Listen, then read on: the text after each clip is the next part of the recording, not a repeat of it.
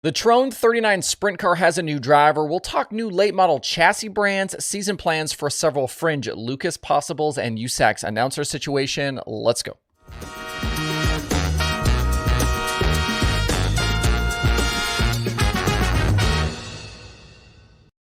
It's Tuesday, January 23rd. I'm Justin Fiedler. This is Dirt Tracker Daily. If you want to stay up to date on everything big happening in dirt racing, make sure to hit that subscribe or follow button wherever you consume these shows, whether that's on YouTube or the podcast platforms. And did you guys know that, by the way, that these dailies are also available to listen to on Apple Podcasts, Spotify, or wherever you get pods? I originally started these shows to basically be a podcast, but YouTube has gotten way bigger at this point. You can also find full show transcripts over at DIRTRACKR.com/daily. If you or someone you know is hard of hearing and wants to tune in, these episodes can be read as well. Or if you're ever just curious about something I said, those transcripts are there for you to read. There are plenty of ways to stay current with all of the Dirt Tracker content. We'll start this Tuesday off with a little sprint car driver news. In central Pennsylvania, it's been a difficult few years for the Trone 39 machine. Several drivers in and out of that car, including Chase Dietz, Cameron Smith, Troy Wagaman Jr., and Kyle Moody here more recently.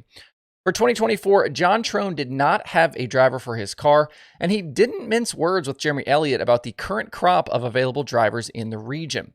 In a piece posted at sprintcarunlimited.com, Trone was quoted as saying, "I didn't have anybody around here that I felt comfortable putting in my car who was capable of winning more than one race or two. It was time for a change."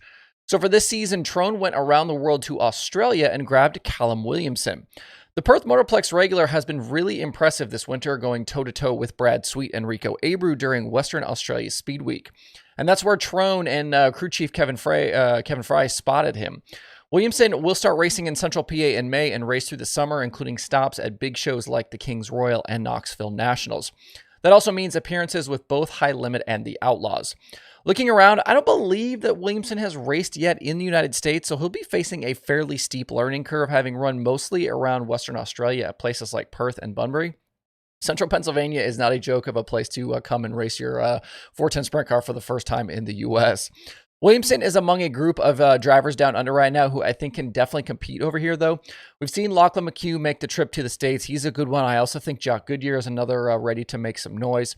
Trone did tell Jeremy that we could see other drivers in the 39 before and after Williamson's stint. Obviously, he's only going to be available for a short window because of his visa status, so we could see some other drivers before and after that.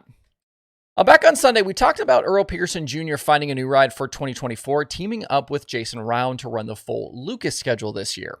In that piece, I said that Pearson was planning on running Longhorns again as part of this new deal, which was mentioned in the Dirt on Dirt post. But apparently that might not be correct.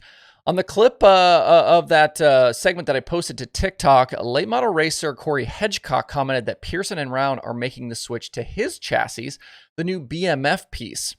Hedgecock debuted the first BMF chassis late in 2022, and besides him running them, we saw Jose Parga take one of those cars to a Dirt Car Championship in 2023.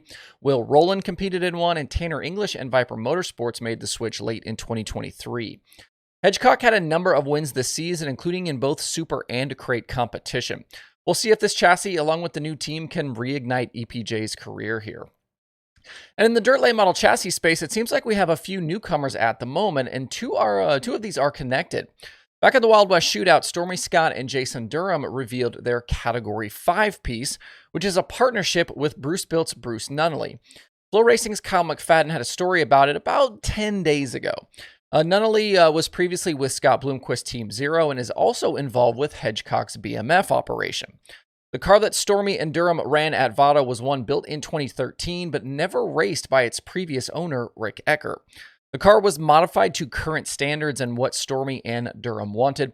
This move to their own chassis obviously means that Stormy has then moved on from running Longhorn chassis. They told McFadden that once they get it sorted, they do plan on selling some of these cars to other racers. Besides Category 5 and BMF, I've also been told by a few folks that Brandon Overton's Wells Motorsports team is building their own piece for the future also. They had been campaigning their own versions of Longhorns, but that seems to have gone south with their late experiment in 2023 that we documented here on the show before. They're still building and selling the Longhorn by Wells, but supposedly Overton ran something else late in the season last year. Rumblings of possibly a partnership with Team Zero and Shane McDowell there. And that would make sense with the Wells team trying out the Team Zero car at Raceway 7 at the end of the Lucas season. Obviously, we've talked about what happened there. That goes sideways. They flip back to Longhorns, still miss the Lucas chase anyway. Overton's 2024 plans remain kind of unknown at the moment, but his website has been updated with at least a few races, and what's there seems to point to no Lucas run this season. That would fall in line with what we've been hearing and talking about. We'll see Overton this week at Golden Isles, and then he'll continue speed weeks at Bubba Raceway Park. But following Bubba, instead of going to Alltech with Lucas, Overton's website shows a trip back to Georgia for Winter Freeze at Screven. That one is headlined by a $12,000 to win Southern All-Stars feature. From there, it'll be back to Florida and East Bay for Winter Nationals, and then the second Golden Isles race is the final event shown.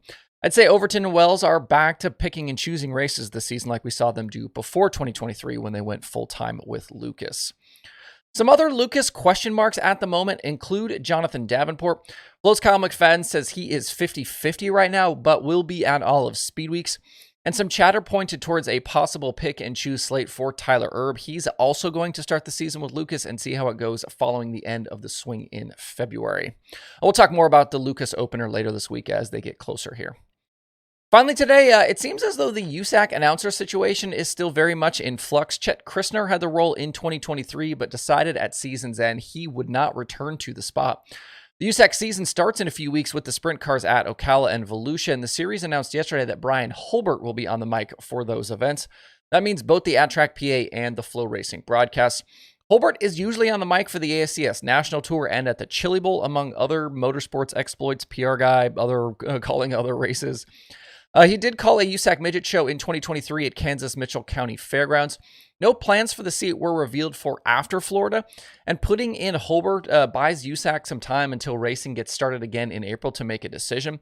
So they're going to run here in Florida to start the year, and then the sprint cars don't come back until April 5th, and then the Silver Crown and midget seasons don't get going until later in April. So if it's not Hulbert here full-time and it's not Drake York, who I thought could be a candidate for the spot, I'm not really sure at the moment who it could be, so we'll just have to wait and see for this one. That's it for the show today. The streaming schedule is quiet outside of the 24/7 channels on Dirt Vision and Flow Racing. Things will get kind of busier, though, as we get closer to the weekend here and kind of further on into 2024. You can see the streaming schedule anytime at DIRTRACKR.com/watch tonight. Hope you guys have a great Tuesday out there. We'll see you right back here tomorrow.